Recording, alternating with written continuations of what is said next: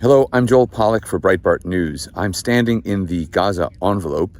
This is the area right around the Gaza Strip where the communities are located that the Hamas terrorists attacked on October 7th. I'm on a farm where volunteers are picking tomatoes to bring in the crop because when these communities were evacuated after October 7th, the farm workers and the residents left, leaving fruit and vegetables in the fields. And volunteers have stepped up to make sure that the crop isn't lost, and people have come out here to harvest. Behind me, in about 3 kilometers in that direction, is the Gaza Strip. And every few minutes or so, we hear explosions. Right now, if you listen carefully, and I'll be quiet for just a second, you can hear a fighter jet over Gaza. Just listen to that.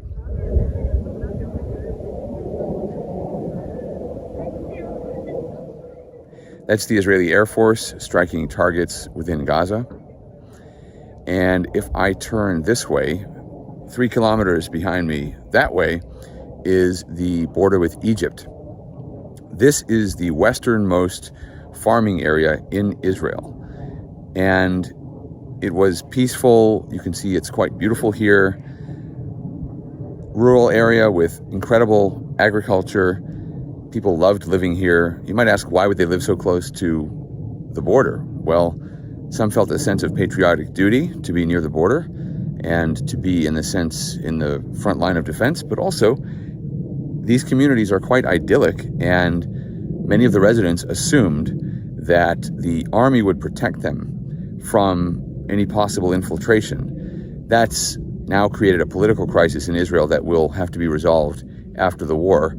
And people are asking, why was it that the government and the army and the intelligence services did not keep them safe? But behind me, if I turn this way, you can see the shades under which the tomatoes are growing. We have been in there for the last 3 or 4 hours, and several dozen volunteers have come down to pick the tomatoes. I'll show you what it's like in there.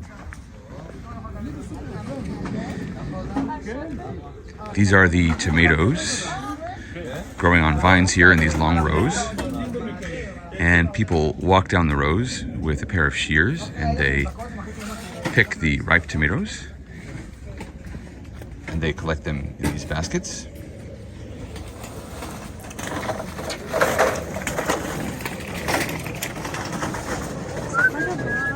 And the tomatoes are sorted out. The ones that are cracked or too small are just discarded, and only the ones that are good enough to go to market stay in the crates.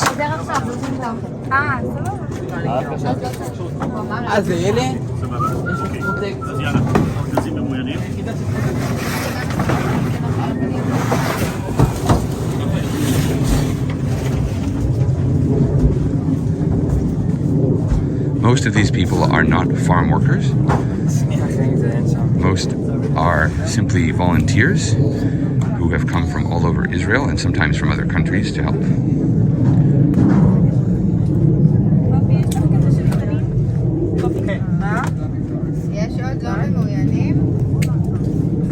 Here's what it's like to walk down one of these rows. You want to try not to step on a tomato. You could very easily slip and fall.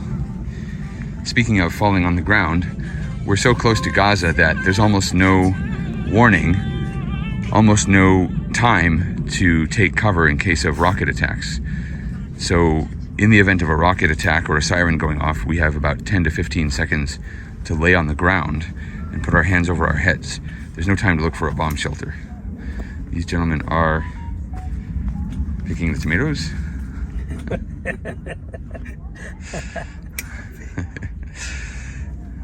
They grow right here. We leave the green ones on the vine. These are nice, but they're looking for clusters of 4 or more. Once you have filled your basket, you come back out here and you give your basket to the people who sort the tomatoes out. They double check that the tomatoes are good enough to take to the market, and then they get loaded on the back of the flatbed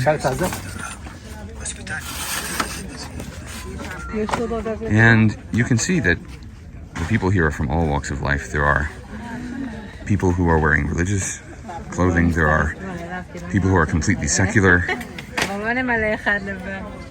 People from all kinds of backgrounds. And the organization that has brought them here is one of several that's organizing volunteers. But it's an organization with a very interesting history. It's called Achim Laneshek, which means brothers in arms. And it's actually a left-wing organization that was formed to oppose Prime Minister Benjamin Netanyahu's judicial reforms. But when the war broke out, it began organizing volunteer efforts to address the needs in some of the communities throughout Israel that were impacted by the war. And one of the needs was to harvest the crop. So for now, its political protests are on hold, but it's very busy organizing these volunteer efforts. However, they don't require that you agree with their political agenda to join in. Politics has been set aside very much at the moment in Israel. I mean, we are watching this harvest and hearing the sounds of war at the same time. And that war has clarified the priorities of this society. Many of these volunteers have sons and daughters or friends in Gaza right now fighting. And people have that on their minds very much as they work here today. They want to be near their relatives, obviously without getting in the way, and doing as much as they can to help.